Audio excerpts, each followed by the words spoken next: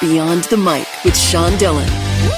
National Anime Day happens every April 15th. We're joined on the Starline by one of the Signal award-winning co-hosts of Crunchyroll Presents, the Anime Effect podcast. He's a girl dad, cat lover, and Fallout Boy fan. We welcome Nicholas Friedman. Hey, Sean. Happy to be here. Nicholas, let's go beyond the mic. The goal of the Anime Effect is to spotlight the best in anime, showing its impact on pop culture.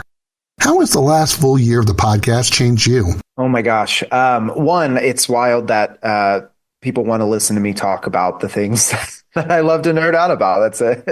That it still amazes me every day. But honestly, it's just been so incredible to see how it's reached so many people. You know, one of the things that I love is when fans will write in and talk about how the show got them back into anime or got them interested in anime to start. And that is one of the reasons why we created the Anime Effect, was to create this entry point to bring back other fans and to show them, you know, here is where anime intersects with pop culture. And the truth is that it's everywhere. How has anime changed your life? Well, it has changed my entire life. I mean, not only is it my livelihood in that I get to work, you know, at Crunchyroll and get to share my love for anime every day, but my wife also works at Crunchyroll, and we, you know, eat, sleep, and breathe anime. We've got a huge collection of anime in our house.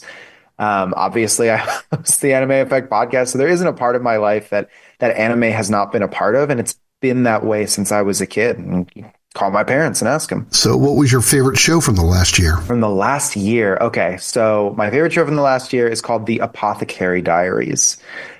It is a series that follows a young girl named Mao Mao, who is an apothecary in effectively this historic Chinese palace, where she becomes a taster for one of the emperor's wives, because she just loves to try poisons and learn how they affect the body, and is like, it's very like almost like House meets like Monster of the Week style, like detective. There's a little bit of like romance stuff in there. But it is an absolutely sweeping, beautiful series with amazing colors and character design and music that, if you're interested in drama or historical fiction, it is a great series from the last year. Nicholas Friedman from Crunchyroll Presents, the Anime Effect podcast. And he joins us beyond the mic for the Rockin 88 random questions. Ooh, okay. Nicholas, all you have to do is answer with the first thing that comes to your mind. There's no pressure. I feel the pressure. What's the last manga you've read lately? All right. It is called The Guy She Was Interested In Wasn't a Guy at All. It is a romance series. Which was harder, writing for the Denton Record Chronicle or figuring out weekly tasks for the award-winning Crunchyroll news organization? Writing for the Denton Record Chronicle. What was your favorite project you've ever worked on at Crunchyroll that wasn't the Anime Effect? Oh, that has got to be Crunchyroll News, our award-winning global news organization that I get to work on with our incredible editor-in-chief, Kyle Cardine. So what's your guilty pleasure? Oh, my gosh. I mean, it's Fall Out Boy music. Instant follow-up time. What's your favorite album from Fall Out Boy? That is Folie à Deux, their fourth studio album. Sunrise or sunset? Ooh, sunsets. I've been taking walks at night, and it reminded me how much I love them. If you could teach a class, what would be the subject? Oh, it would have to be on the history and culture of anime. Where's the best place in the Crunchyroll offices just to think? Ooh, oh my gosh. My desk. That's where all my figures are. Which episode is the one you're most excited for? No spoilers. We have one of the most prominent voices in gaming and anime joining the show at some point in the next month, and that is all you're going to get. No spoilers. Let's sneak in a couple more with Nicholas Friedman from Crunchyroll Presents, the Anime Effect. My daughter is a huge fan of Crunchyroll. She wants to know, how has working at Crunchyroll changed your life? I mean, it has changed my entire life. You know, again, not only do I get to wake up every day and come and do anime as my job, but the stories and lessons that I've learned from anime since I was a little kid have shaped everything from the relationships I have with my friends to, you know, how I, you know, teach other people like my nieces or my, you know, I'm a first time parent. And so I look toward the lessons in anime as she gets older to show her the good in the world. What was your first anime growing up?